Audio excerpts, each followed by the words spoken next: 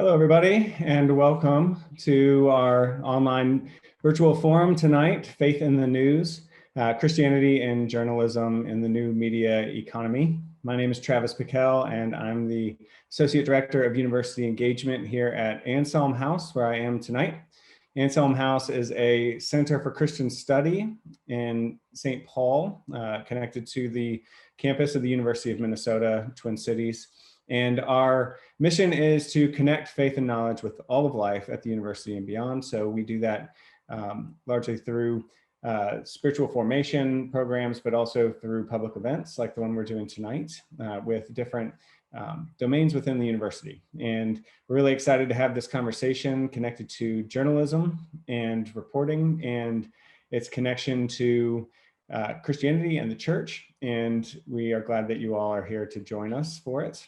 First, want to go ahead and thank some of our co-sponsors for this lovely event, which are the Veritas Forum, the Augustine Collective, which is a collaborative of Christian journals on campuses across the country, and our own campus journal that is run in connection with Anselm House called Between Cities. And we like to thank all those co-sponsors for their partnership tonight and welcome you to this conversation. We're really glad that you could join us at any point tonight. I do invite you to go ahead and put your questions in our Q&A function at the bottom of the screen. Try to use the Q&A function rather than the chat function for those. We'll be collating them and gathering them up for a time of audience Q&A at the end. So if you have a question for one of our panelists or for our moderator, we welcome you to go ahead and put your questions in there, and we'll try to get to them all, or as many as we can at the end. I'm going to go ahead and introduce our moderator, who will then introduce our speakers, then we can get right into the topic. So our moderator tonight is Professor Ruth DeFoster. Ruth is Director of Undergraduate Studies at the Hubbard School of Journalism and Mass Communications here at the University of Minnesota, where she teaches advertising, visual communications, popular culture, and mass media. Ruth is the head of the Cultural and Critical Studies Division of the Association for Education in Journalism and Mass Communication, and she has over a decade of experience as a writer, editor, and journalist. And we're glad to say she's a faculty fellow here at the Anselm House, so that's maybe her best achievement. No, maybe not. She's also the author of Terrorizing the Masses, Identity, Mass Shootings, and the Media Construction of Terror. Welcome, Ruth. Glad to have you with us. Thank you, Travis. I'm delighted to be here. This is a topic that's very near and dear to my heart. And so when Travis mentioned that they would be hosting this forum, I was really excited to be a part of it, because this is really a pivotal time to consider the role of journalism in public life. The field, if you think about sort of the vastness of human history, the field has evolved enormously in the last 100 years. I mean, 100 years ago, we didn't even consider the objective model to be the gold standard in journalism as we do today. And of course, today, the field is really contending with a host of issues and a host of problems from both inside the industry, the decline of the advertising model leading to uncertain newsroom budgets, and of course, external pressures as well, as public faith in journalism and in the institution of journalism, as the fourth estate, and in individual journalists remains at near historic lows. It's also notable that certain political factions have made demonizing the free press a major part of their agenda. And so amid all of these challenges, I think it's really important to step back and think about the intersection of religion, faith, and the practice of journalism. So I'd like to start to introduce our panelists tonight. The first is Josh Good. Josh is the director of Ethics and Public Policy Center's Faith Angle Forum, which aims to strengthen reporting and commentary on how religious believers, religious convictions, and religiously grounded moral arguments affect American public life. He holds a bachelor's degree in history from Covenant College and a master's degree in Christianity and culture from Harvard. His work has been published in the National Review, The Hill, The Washington Times, The Federalist, World Magazine, The American, and Capital Commentary. So welcome, Josh. Bonnie Christian is an experienced journalist, reporter, and opinion writer who until very recently lived right here in the Twin Cities.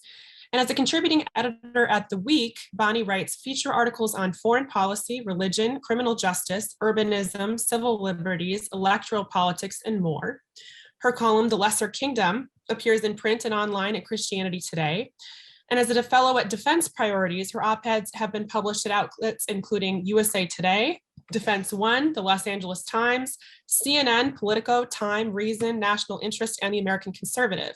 Her first book was titled A Flexible Faith, Rethinking What It Means to Follow Jesus Today. And she has a new book coming out next fall on the knowledge crisis in American politics, faith, and the media. Welcome, Bonnie. Thank you. Jeffrey Bilbrow is an associate professor of English at Grove City College. Dr. Bilbrow studied writing and literature at George Fox University in Oregon. He holds a PhD in English from Baylor University. He is an editor at Front Porch Republic and a contributor to The Liberating Arts. Dr. Bilbrow has written books on the Christian roots of ecological ethics in American literature, Wendell Berry in higher education, and most recently, he published the excellent book, Reading the Times, a literary and theological inquiry into the news. Welcome, Jeffrey. Thanks very much. Emma Green is a staff writer at The Atlantic, where she covers politics, policy, and religion. Previously, she served as the managing editor of the magazine's website. Her work has also appeared in outlets including the New York Times, the Washington Post, and NPR. And in 2018, Green won the Religious News Association's first place award in religion news analysis. She spent that year living in and reporting from Israel and Palestine. The following year, she won 3 first place awards from the Religion News Association in the categories of feature writing, magazine reporting, and religion news analysis. And she has spoken and participated in academic dialogue at leading universities across the United States, including Princeton, Columbia, the University of Chicago, Washington University in St. Louis, Notre Dame, and now virtually here at the University of Minnesota. So welcome, Emma. Thank you. So I'd like to start with the first question for all of you. I'll open it up to anyone who'd like to tackle this because it is kind of a really important meta level question. In your view, what is the role of the journalist or the reporter? What does good journalism in the 21st century aim to do? I can start. In a broad sense, I think I would say that good journalism is about working in good faith to share reliable information about the state of the world, with a special attention to recent or previously unknown events. And those should be events that legitimately concern the journalist audience, which may be the general public, or depending on the media outlet, could be a far more specialized group. And I think that information should be as accurate and complete as possible, which is to say that it should include mention of any context or perspective that would make you say, oh, well, that changes things. But I also think there are narrower answers to this question that depend a lot about the type of the journalist and the outlet that we're considering. And so, for example, an investigative reporter will have quite a different role than I do as an opinion writer. And both of us will be very different from, say, a photographer or a cartoonist, or especially an editor who has a lot of responsibility and really the weight of judgment calls about what is newsworthy, about what is that legitimate concern for the audience, as opposed to what is simply gossip or maybe libel, and also getting into questions about what's a difference of opinion, as opposed to a distinction between fact and error.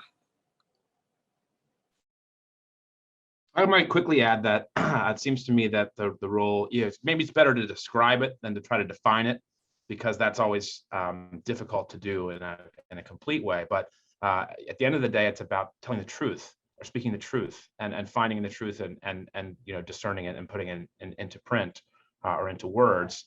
And I have been surprised at how much of a role toward public service there seems to be. I'm newer to the field the last several years, but it seems to me that the work of public service, the work of sort of democratic upbuilding, is part of it. That is to say, including as many voices as possible. Just like when you write a question at the end of a webinar, you're trying to get as many voices who are also listening to the webinar included in the question, so that there's buy-in. In the same way, whether it's a column or whether it's reporting traditionally, there's some element of including as many diverse voices of varying backgrounds in the work. And I can just add.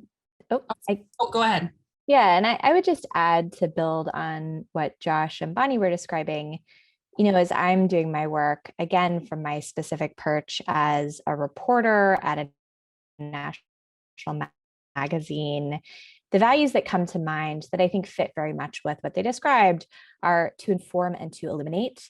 I think at a basic level, the job of journalists is to get good and accurate information into the hands of readers, which is increasingly challenging as our media ecosystem becomes more and more nationalized. There's less of the local accountability journalism that is the backbone of every form of journalism. But to the extent that it's possible to do that from the zoomed out perspective of a national reporter, I think that is a fundamental job that I have, putting out information into the world. And then, there's something beyond that as well, which is in these times in particular, where I think, media is just one lens onto the fracture that we see across the country, the way that people feel very much alienated from one another. Even our sets of facts in different camps in America don't overlap.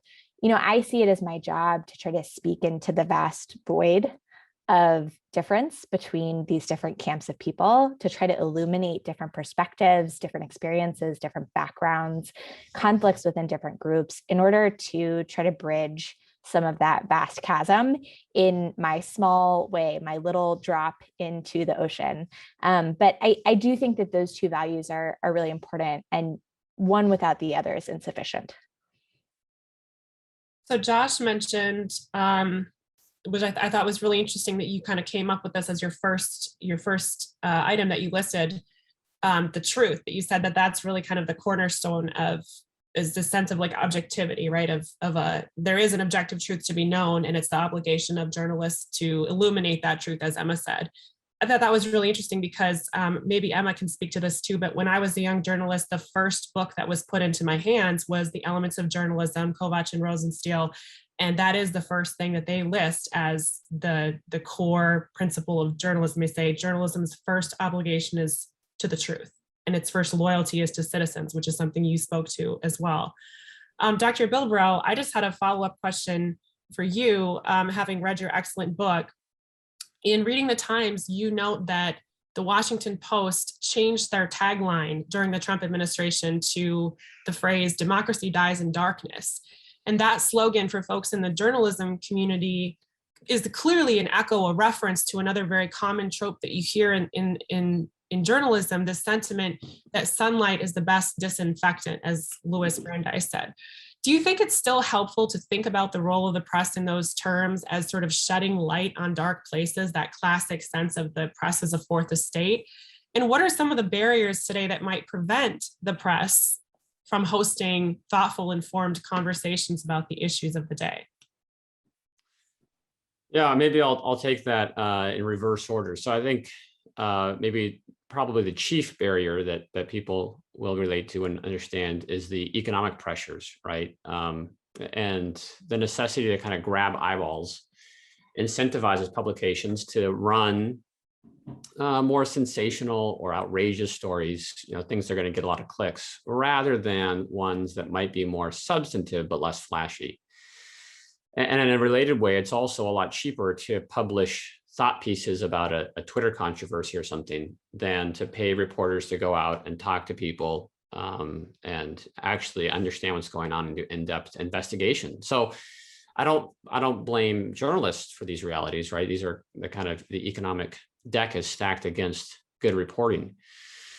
But as readers of the news or as listeners, I think we should remind ourselves that in an age of information abundance, we don't necessarily need more news. At some point, too much information can overwhelm us and leave us confused and paralyzed. So yeah, absolutely. Democracy can die in darkness, and we need information.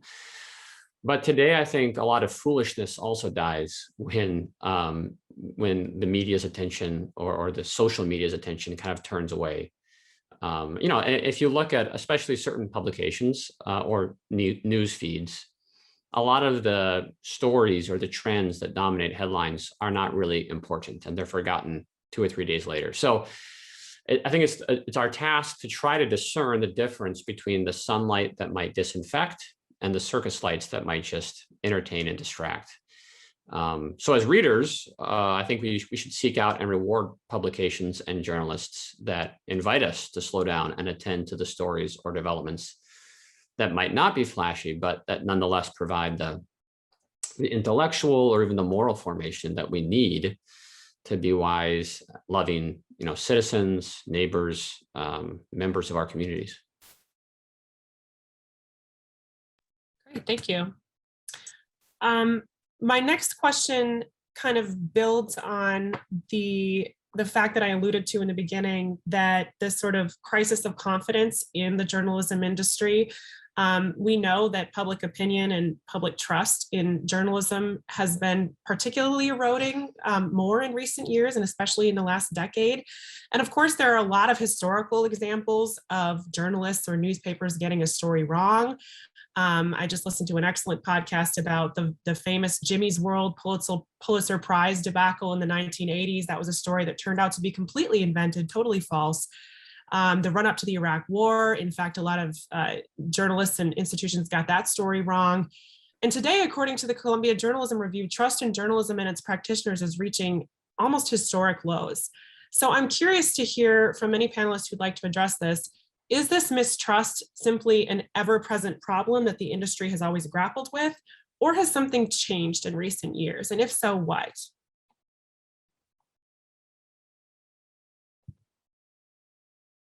I can dive in and take a first stab. So I would say that any single cause is going to be insufficient to understand why public trust in the media is so low.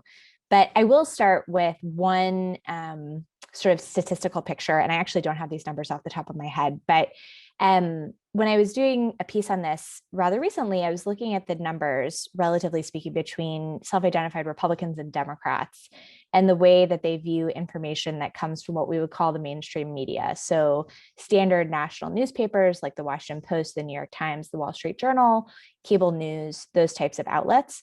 And generally speaking, trust in outlets like the New York Times is much, much higher among Democrats and very, very low among Republicans.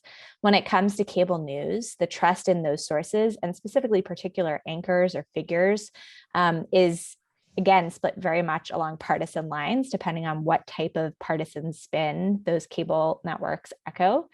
And so I do think there's one cause here, which is that trust in media and the sort of pulling apart of the media ecosystem is a reflection of a broader trend that's happening across all facets of American life, which is the pulling apart of America into tribes that are largely constituted around partisanship. We see this in lots of parts of life that have nothing to do with voting, around the cars people buy and the movies they watch and where they choose to live. There's great social science on this. I think the media is one terrain for that. I think there's another piece of this, which is I do think there are benefits to be had by certain political players in undermining trust in media.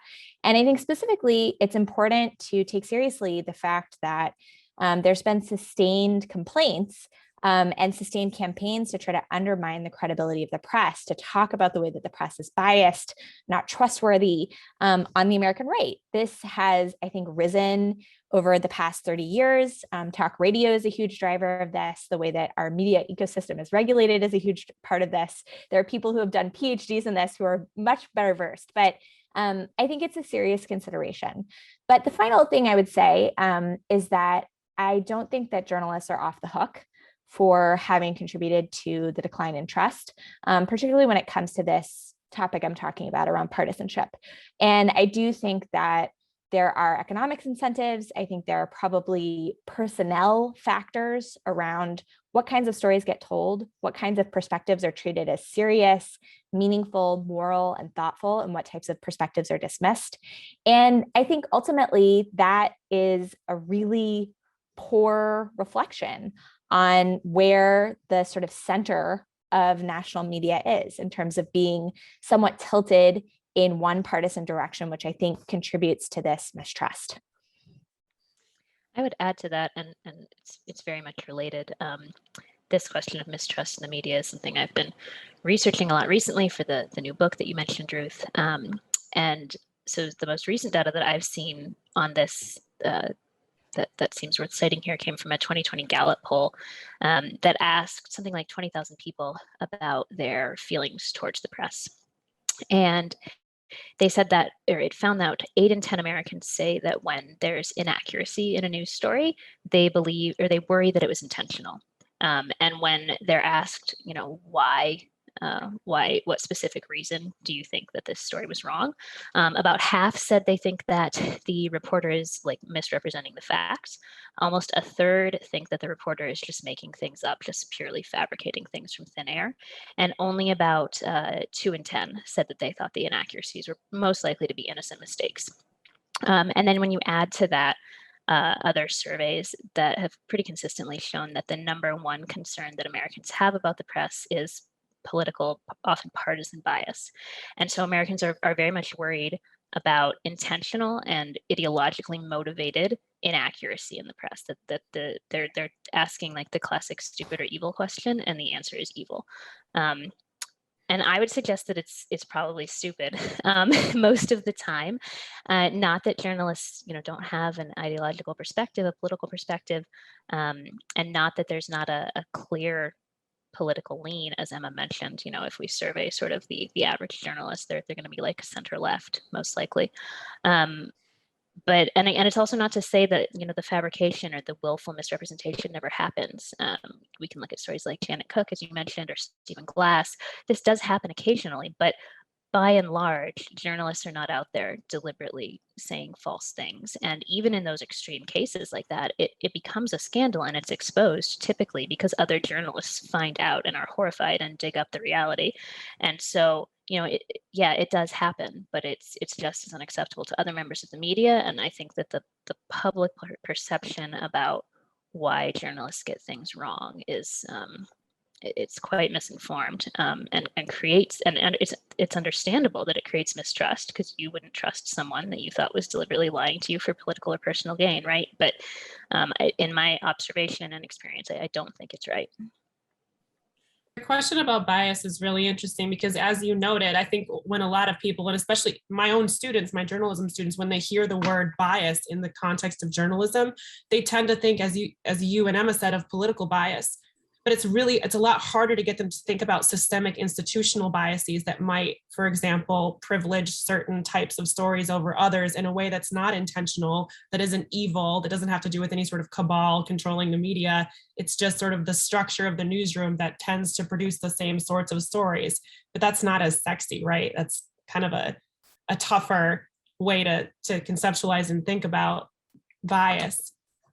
I mean, even speed is a bias, right? Like, if I'm rushing to get a story out and I need like a legal expert to comment, it's very easy for me to go back to someone that I've spoken to before and who I know is generally reliable, and I know that they'll be easy to contact and they'll be willing to speak with me.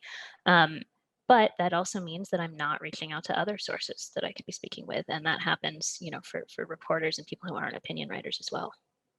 Yeah, and just to add to this complication of the notion of bias, something that I've been really keyed into in a sort of intra-media discussion over the last few years is a complaint, especially from Black journalists, that, for example, police shootings that systematically affected Black people weren't really taken seriously by the media, weren't covered as a story. Gun violence in Black communities wasn't covered as a story in the same way that crime in white communities was covered.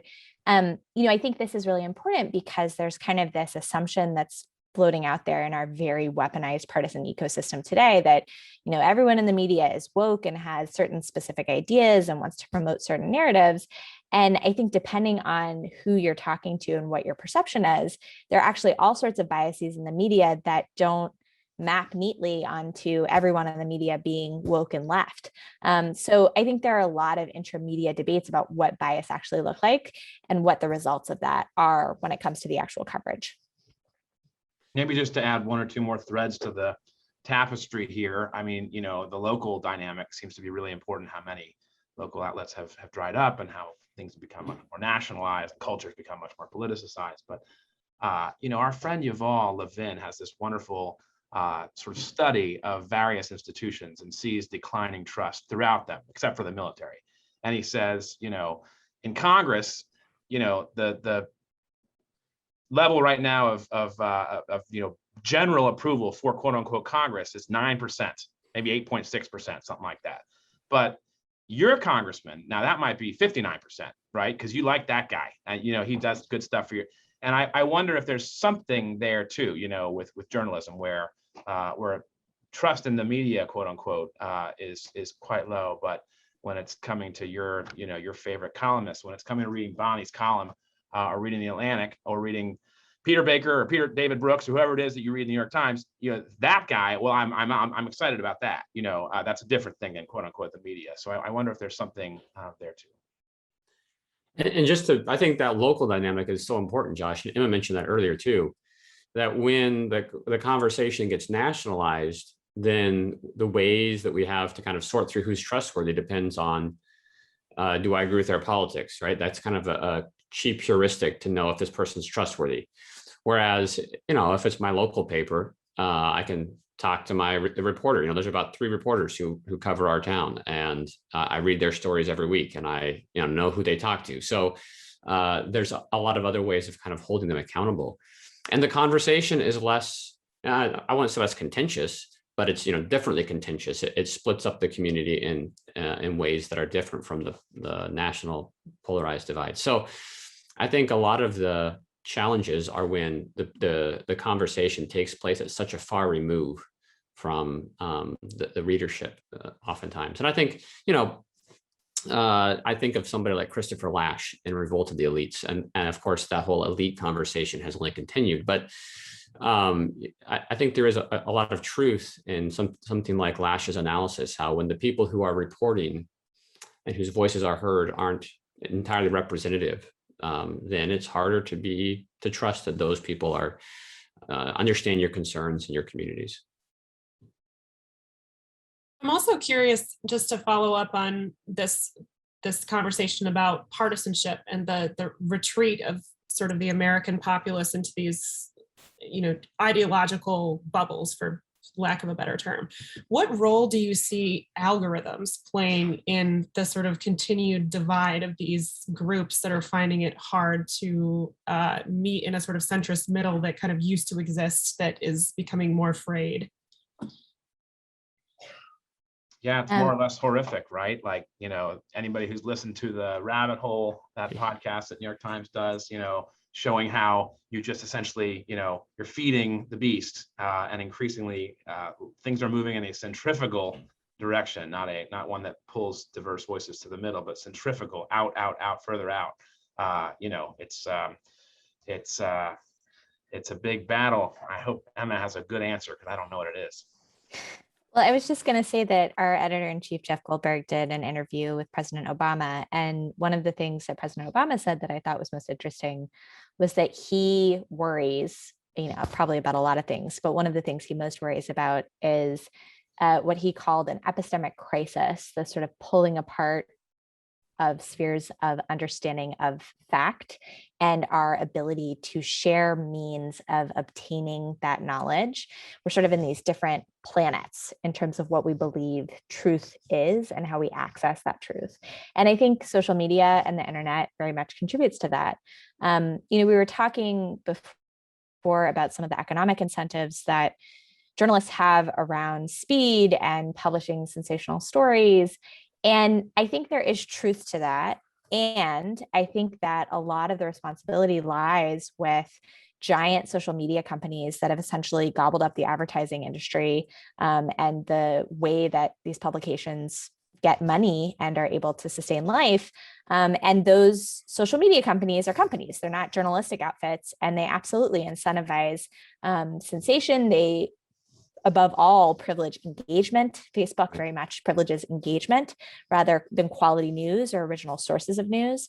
And so I think the mediators of information that we have, these giant companies that have these very large platforms like Facebook, certainly Google, they have a lot of power. And I do think that they have responsibility. We haven't, as a society, adjudicated exactly what that responsibility is, and people have different viewpoints. But I don't think it's a full picture to just blame, money hungry journalists, because in fact, the industry is in a really, really bad economic shape. And that's in part because of outside actors that don't have any incentive whatsoever to try to contribute to the public good. Yeah, and for that matter, I would argue too that probably most social media users aren't aware of the way that they're getting, it reminds me of something Dr. Bilbrow said: we don't need all of the information we're getting. There's an author, Eli Paris, who said that we get a lot of information junk food and not a lot of information vegetables. And that's kind of what he called the filter bubble that we were kind of enmeshed in Facebook, where you don't realize what's being filtered out until you kind of step outside of it. But too often folks don't take the time to step outside of it, which is not to say that it's the fault of the individual media consumer, because like you said, I think really that responsibility rests with these huge multinational media conglomerates like Google, which owns YouTube, like Facebook, which owns WhatsApp and Instagram, that are really controlling the exposure, especially that a lot of Gen Z folks have to even establishment or mainstream journalism. It's being filtered through that algorithm. They're seeing it through social media. But Ruth, sorry to interrupt, but real quick, I think that's also a reveal, though. It's not just about whether it's journalists assigning culpability to the social media giants or vice versa, critiquing the journalism industry. It seems to me that people spending 12 hours a week, 22 hours a week, 32 hours a week in the sort of bubble of MSNBC or Fox or whatever it is. It seems to me, reveals the sort of loneliness dynamic or the friendship deficit that is a real thing that Arthur Brooks has talked about, that a bunch of people have talked about. And I think there's something real to that, and certainly probably more that we'll see play out from the pandemic that we don't totally see yet, as Emma was describing earlier too, in terms of what Obama said about different universes or whatever. That's a danger. And I would add to that. I mean, all bad things about social media. I endorse all the bad things, but I do think there is a personal responsibility in how we're using these sites. And so I do want to say some of the responsibility is not just on the journalists and not just on the companies. It is on the users. And particularly, we spend hours and hours on these sites. And Ruth, you mentioned, people not really understanding the algorithms. Like, there's polling on this. A shocking number of people believe that what they see in their Facebook newsfeed is hand selected for them by human employees of Facebook. Like, they think there's someone out there saying, like, I think this would be nice for Sue. And so when we're giving so much of our time and attention to these things that very many of us do not understand, and don't understand the manipulation, and don't understand, even if we do understand that there's an algorithm, don't understand how that affects your brain, like even at a brain chemistry level. Nicholas Carr's book The Shallows is like sort of the landmark work on that, and he wrote it over a decade ago now, I think, but it's still very much relevant, even though he didn't entirely foresee, I think, where social media was going to go. And so, yeah, I do think that it's a three-part responsibility in that as users, we can't shift it entirely to the companies and to the news outlets. And Dr. Bilbrow's book, Reading the Times, was actually a really good example of, I thought it was a great way to sort of exercise discretion in my social media consumption landscape. So I just want to recommend that book again, because it was really thoughtful of getting me to think about my own quasi addiction to Instagram in particular. But I want to make sure we get a chance to talk about the religious angle, because that's really important. I'm curious to know, I want to start with Emma for this one. How would you evaluate mainstream journalism in terms of its understanding of religion and religious issues in the aggregate? And why is it difficult for some journalists to sort of get religion and to cover it in a good way? This is a huge topic, and one that I think about all the time, because part of my beat is covering religion. And, I should start with the fact that there are a handful, not that many, but a handful of really excellent religion reporters who are staffed at national outlets, at local outlets, who do the work of being on the beat, talking to lots of different people, gaining the kind of fluency and literacy that's necessary to cover religion. Something I say often is that the religion beat is underestimated as a technical beat, sort of newsrooms consider it to be backwater for all sorts of cultural reasons. And it's sort of, dismissed as being soft. But actually, there's a ton of information. Religion is a huge topic, and the diversity of even Protestant denominations, let alone all of Christianity, let alone all world religions. I mean, that's an insane feat to have one person trying to master and cover with technical fluency and literacy. There are reporters who are doing that work, but I think there's a steep challenge there. And I think that newsrooms, by and large, especially sort of this national level, have an even steeper challenge because many of the people who are employed in newsrooms come from backgrounds where they either personally didn't grow up religious, weren't very exposed to those kinds of environments, really are missing a kind of basic literacy or understanding of religion and what's important and what are the dynamics. So I think the result can often be that, and we've all seen these stories. There are either stories published that are very much predictable based on stereotypes and falling out along really predictable fracture lines that don't actually represent the nuance and complexity of a certain topic.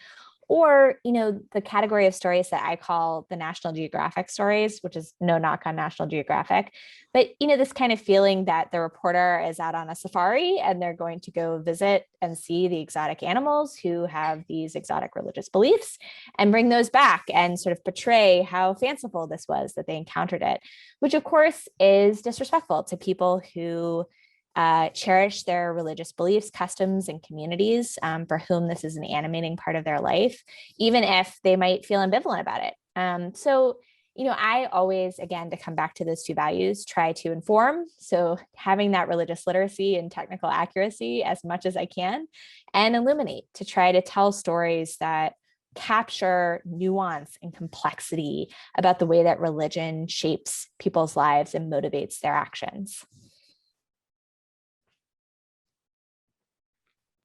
Other panelists have thoughts about any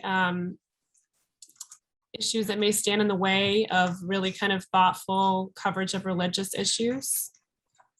My answer is going to be very similar to Emma's. The only thing that I would add is just anecdotally, my very favorite headline exemplifying this was a 2019 Associated Press piece. And the story itself was written, there were two co-authors, was a very experienced religion reporter. And I don't think that the headline was the writer's doing, but it was shortly after Notre Dame had caught fire. And the headline was, "Tourist Mecca Notre Dame is also revered as a place of worship." And of course, that made it to print, even though Mecca is a metaphor from Islam. And, Notre Dame was a place of worship for centuries before tourism emerged. Yeah, and I just to kind of maybe, I think what Emma said, I would agree with, but maybe just to add another angle to that, I think of a brief essay by C.S. Lewis, Meditations in a Tool Shed, where he contrasts, he's describing himself in a dark shed, and he's looking at a beam of sunlight coming through this knothole, and then he shifts perspective and looks through the beam, and he talks about those are both valid perspectives, they're both necessary, but they're very different, right? And I think it's important that religious journalists have that technical expertise and know what they're talking about and can look objectively, if I can use that word, at the religious phenomenon. But also, even if they don't share that particular faith that they're writing about, that they can somehow put themselves in the place of someone who believes, right? That they can empathize with belief. I think there are certainly journalists out there or writers who aren't themselves religious, whom I trust when they write about religion, because they do so really sympathetically. I think of Molly Worthen as one, right? I don't think she is particularly religious, but she empathizes well and gets the issue. So I don't think you have to be religious to do that beat well, but I think you have to at least respect and maybe even admire in some ways certain aspects of faith. That leads me to a follow-up question that I'd like to direct to Josh, which is, what are some of the best practices that journalists can cultivate to better understand religious subjects and to avoid some of the pitfalls that Bonnie and Emma have mentioned? Well, that's easy. They should read Bonnie and they should read Emma and they should read Jeff's book. But in addition to that, and they should listen to the Faith Angle podcast and they should listen. But I think it can be learned, right? Like, I think that if somebody was to do a sort of fair snapshot story of the last 20 years, you could see a lot of growth in the sort of bettering of religion reporting, not just by the Kelsey Dallases and Emmas and Sarah Pulliam Bailey and Elizabeth Diaz and Ruth Graham at the New York Times and Michelle Borstein and Julie Zosmer and others, not just by sort of religion reporters, the RNS crew, but also in mainstream journalists who are not religion reporters writing for mainstream outlets like some of you guys, but people who are sort of telling the general story of covering the White House or of going to, you know, Rome and tracking some, you know, so like it's gotten better. It's not perfect, but it's gotten better. And I think there's a case to be made for that. And I have a little chapter in a book that talks about a little bit of that. But yeah, I mean, I think,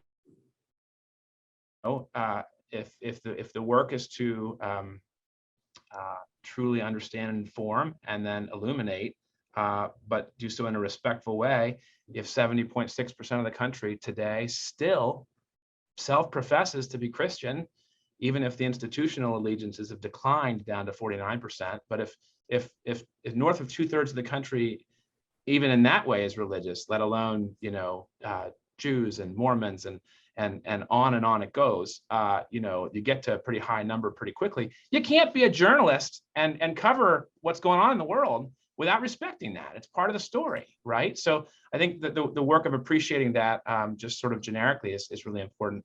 There's this wonderful t-shirt that RNA has this year. You've probably seen this, that religion is always in the room. It just says religion is always in the room.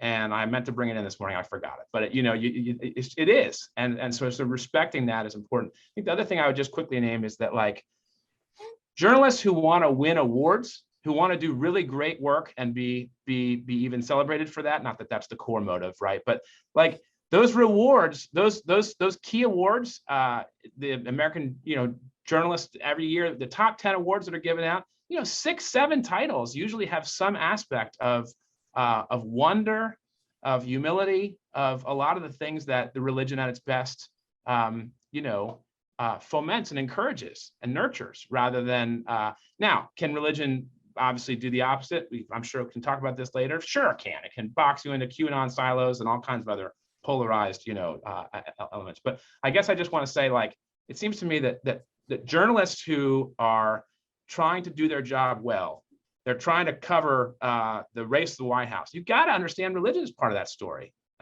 because it is part of the American public. That's a great transition actually to my next question, which has to do with, we've talked a little bit about how journalists can sort of function in the news environment and can strive to better cover religious subjects.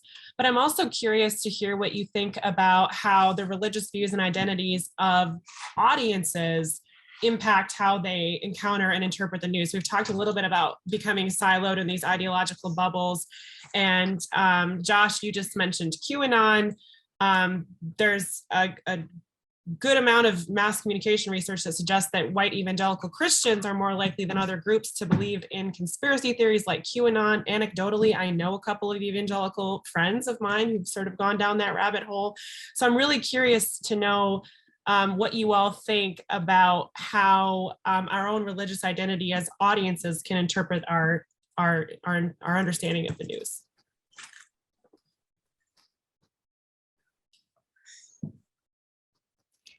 Well, I can start by offering a recommendation to read my friend and colleague at large, Sarah Pulliam Bailey, a piece that she wrote a few years ago for the Washington Post, which is my favorite personal story on this.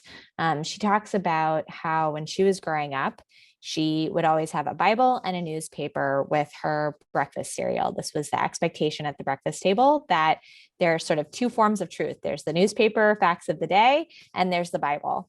And for her, growing up as someone for whom Christianity was a big part of her life and her family, it was kind of taken that, you read the news, you keep up on it.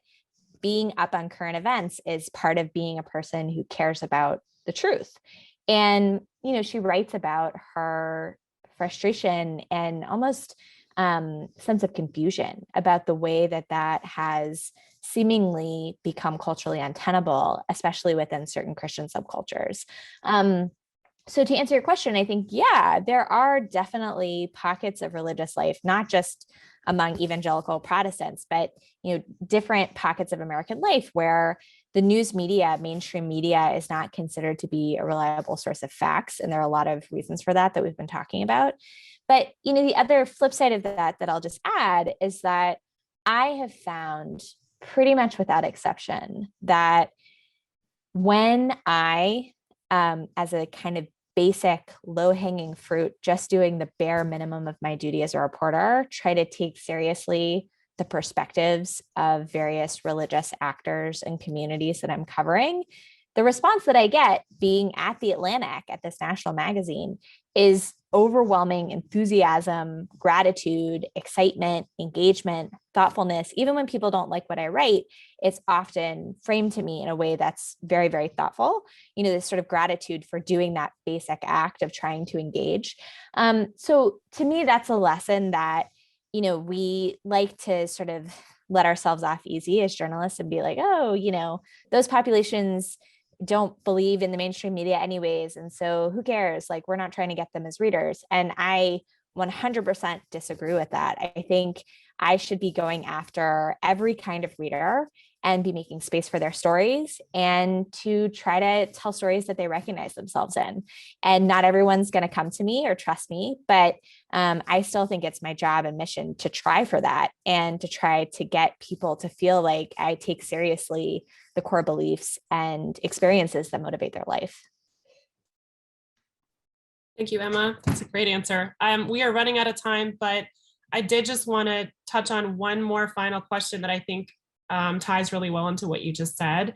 And that's a question that has to do with the personal responsibility that news consumers have for their information diet. So what are some of the best practices that news consumers can cultivate in order to navigate this dizzying array of competing news media offerings in a healthy and productive way? What can we cultivate in our lives? I might begin by going back to something that Josh kind of mentioned earlier, which is this sort of friendship deficit. Because I think sometimes we can feel like, oh, I'm addicted to social media, or I have these unhealthy habits in my own life. And we think that the solution is better media habits, which, may be part of the solution. But I think also sometimes those habits can be kind of downstream from more fundamental issues that at first blush might seem unrelated to unhealthy media habits. So, maybe we need to commit to investing in friendships with people who live nearby, or, serving people in our community, or cultivating a craft, or doing something that enables us to bless other people. So oftentimes, I think an unhealthy relationship with digital media can be symptomatic of these deeper community problems. So I think, there's a lot of good advice out there about, how to have, fact check or how to have, vet different sources. And I think those are all good. I don't want to dismiss those, but I think we shouldn't stop there. I would add to that and this might sound sort of counterproductive or counterintuitive for my industry, but I think it would make us better in the long run, which is that people should consume less media, like a lot less, especially less broadcast and social media, which inherently tend toward detrimental emotional manipulation. I think you as the average citizen do not need to know everything that happens every day. In fact, our system of government was explicitly designed so that you can delegate that responsibility to other people who do it full time, and then you can go attend to more important stuff in your life, like Jeff was talking about.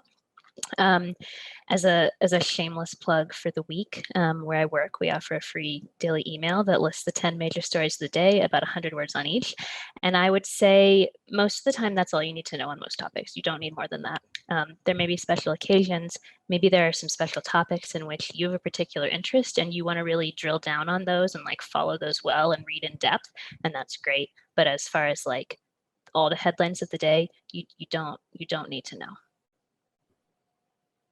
And I was just going to maybe add, on the practical front, like, it could be value, right, in periodically reassessing our Twitter feed and just looking, is it completely tilted in one political direction or another? If it is, thin it out a little bit, balance it out.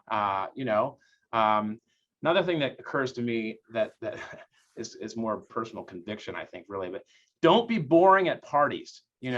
Don't say the exact words over and over again about either what your project is and how you're coming at, or like at Thanksgiving, don't take the same tropes that are political and use those to get in a fight with somebody. It's just so boring. It's better to be, appreciating the fact that there's the image of God in every person, and therefore it should be a new conversation every place you go. So just appreciating that and the work of what it actually means to build a friendship that complements some of this.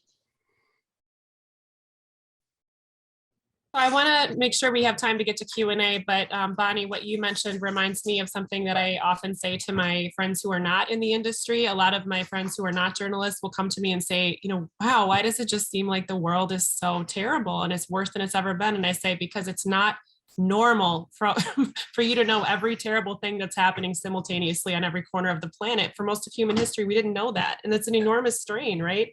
To have to try to carry that. And it's very freeing when you let it go, at least a little bit.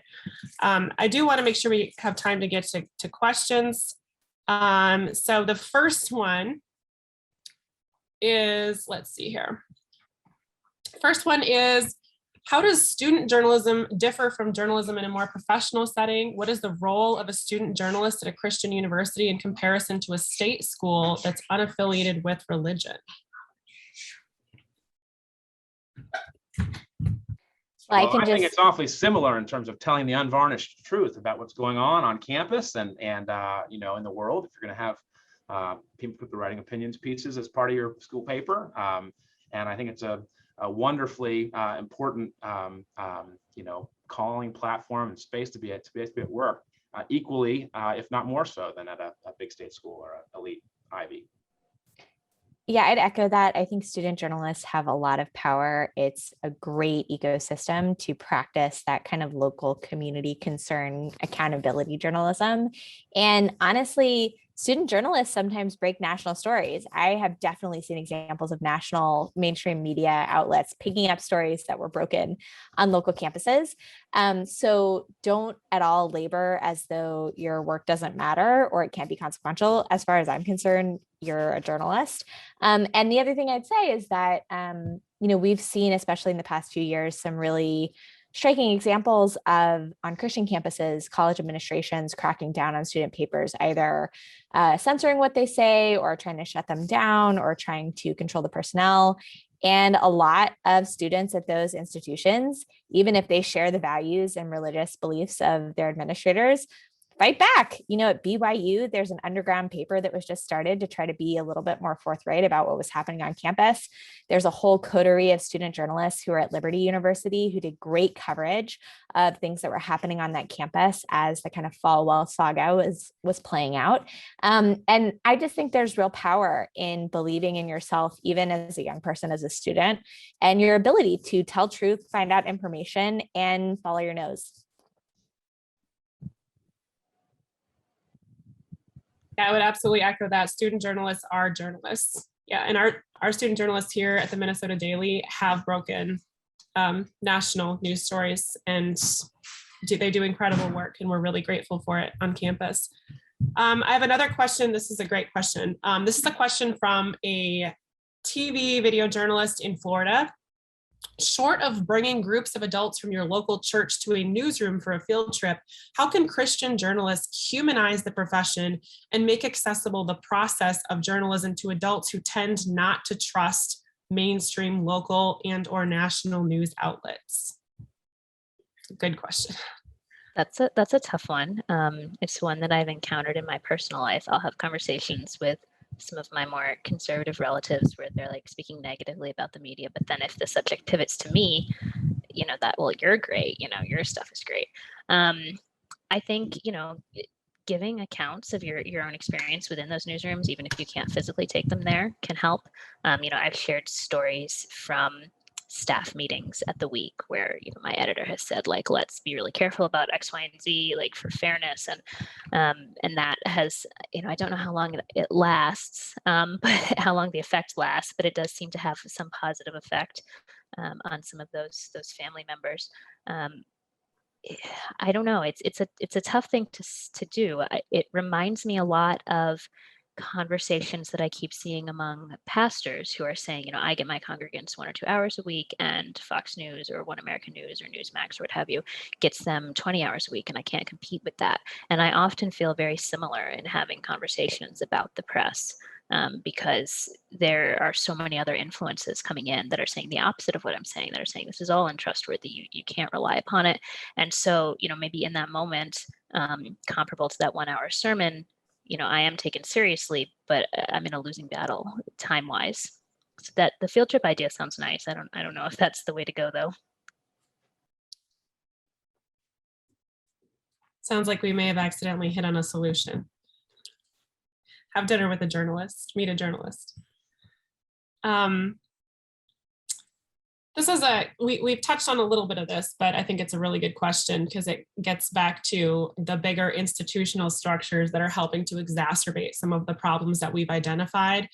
Does this crisis of confidence that we've talked about, the fact that a lot of folks, especially evangelical Christians, are really mistrustful of the news, does that have anything to do with this crisis of ownership? So what do you think is the difference that's how can we bridge this chasm between, as you've said, these folks who might trust individual journalists or local news networks, but who really have trouble making that leap to understanding the profession or the institution of journalism? What do you think can be done to sort of bridge that gap for folks who have trouble wrapping their head around the practice?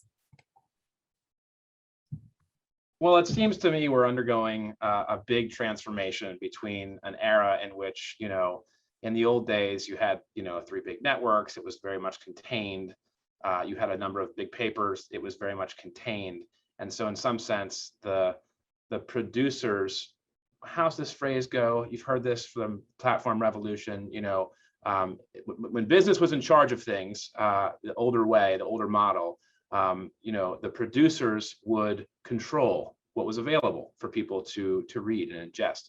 But today it's pivoted completely to consumers allow. And so a consumer has to choose whether you're going to put on your iPhone, you know, whatever, Uber and Instagram and Lyft and Amazon or something else, right? You have to choose whether you're going to put the week's, you know, app on there, or the Atlantic's on there, or Christianity Today, or et cetera. So I think there's something about, you know, this working itself out over time in a larger historical unfolding that we just don't have a whole lot of control over, but that at some level will sort itself out in time.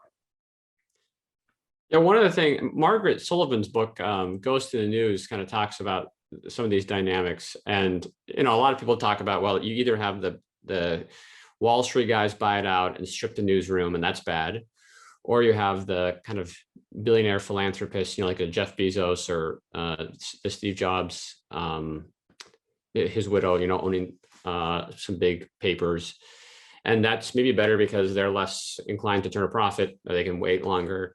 But I think those aren't great models. And so it's hard to know how that's going to play out long term. I think one of the things Sullivan points out near the end of the book is this kind of rebirth of new funding structures that are often quite local.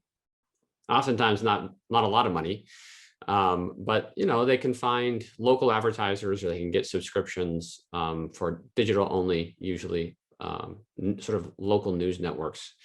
So I guess that gives me a little bit of hope that we're going to find some kind of new funding system that can reestablish trust, because I do think you know, the ownership shifts in the media over the last few decades have contributed to, you know, newsrooms being under intense financial pressure, or you know, these kinds of problems that then erode trust. That's a good point. And it's another good book that I recommend. It's called The New Media Monopoly, Ben Bagdikian. And he wrote the first edition of that book in 1980. When he wrote the book, there were 50 companies that owned basically all American media. Today, that number is 5. So we are looking at this landscape of unprecedented conglomeration and concentration.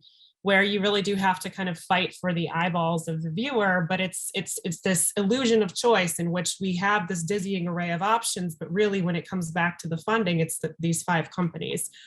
Disney, of course, is number 1 now in that landscape. They're slowly taking over the world. And that leads me to a really good question. How can journalists cope with the loss of the attention span of many young people? Is the answer writing shorter stories? Is the answer trying to stay on top of the ever-shifting black box of Facebook and Facebook's algorithm? What should be done to sort of continue to try to engage young folks in the institution of journalism?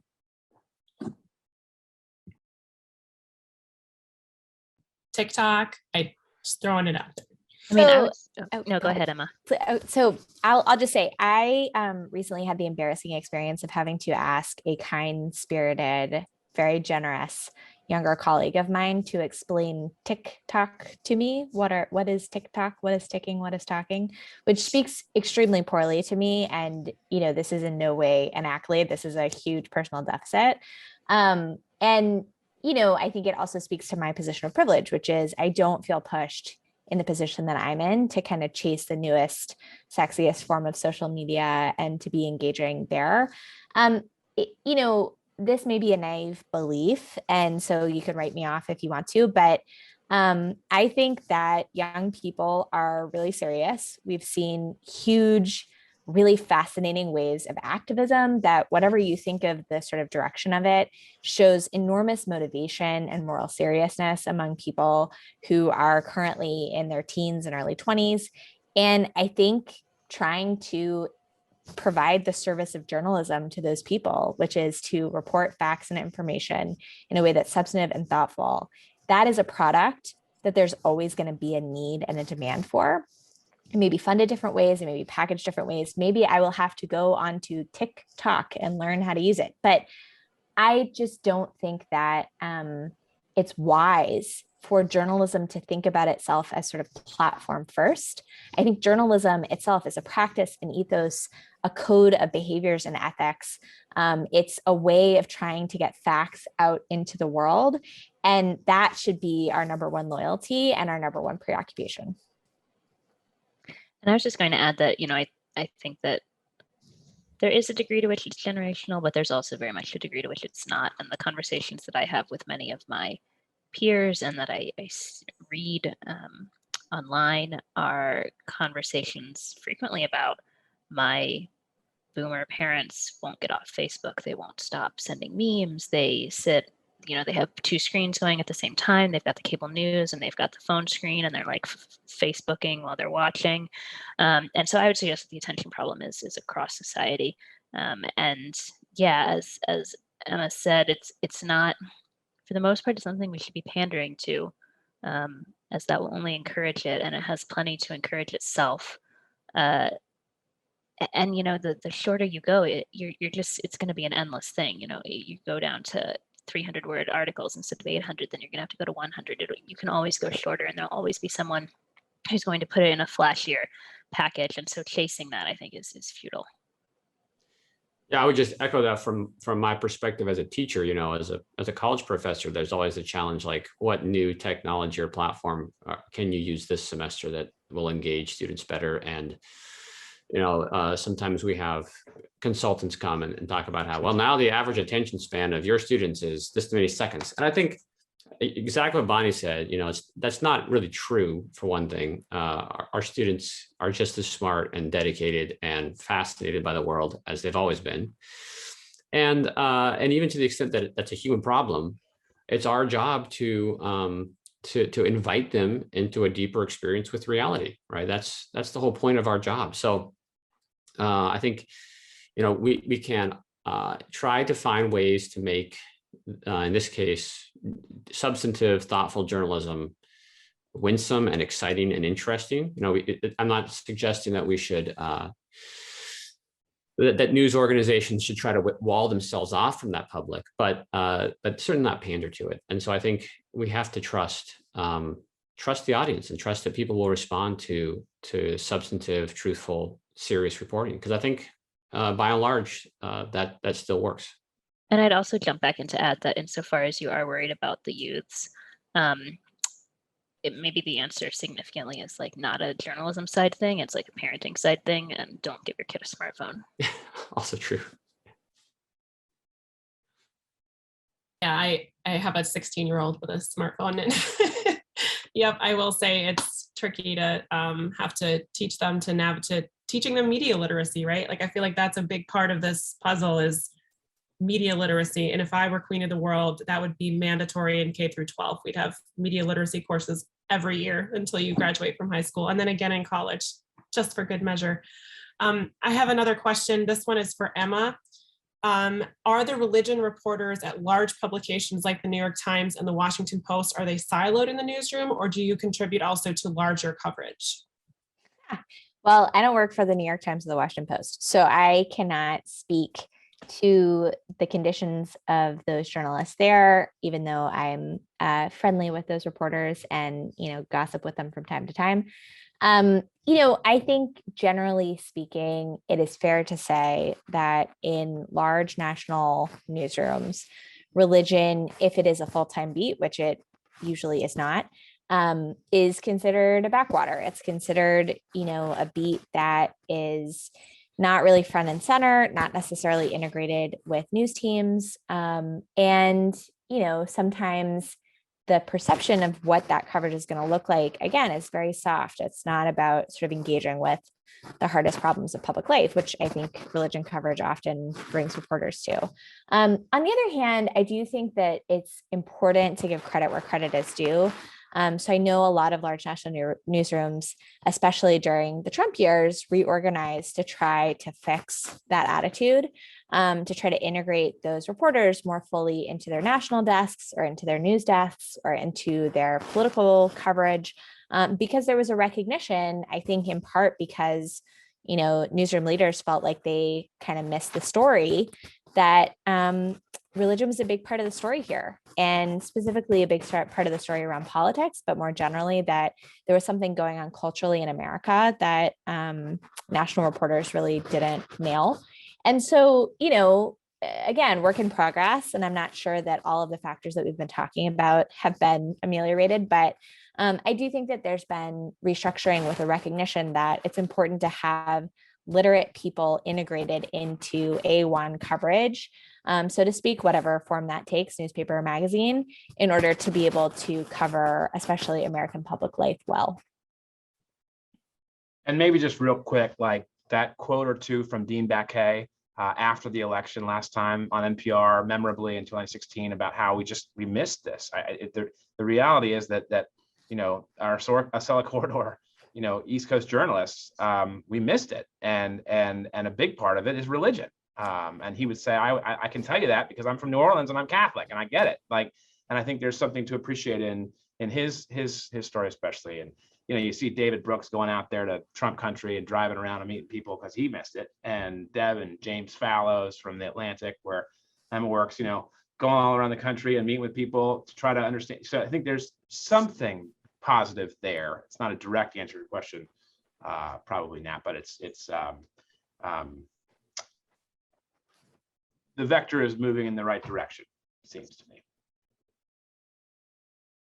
We do have a comment saying that you should be hired by the Washington Post, Emma, just so you know.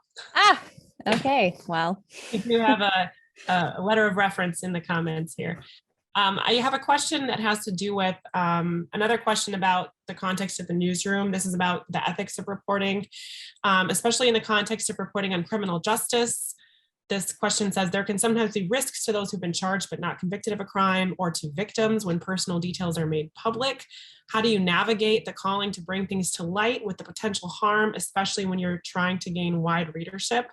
I will just say, having worked in a small local newsroom, most newsrooms do have internal explicit policies against, for example, naming rape victims.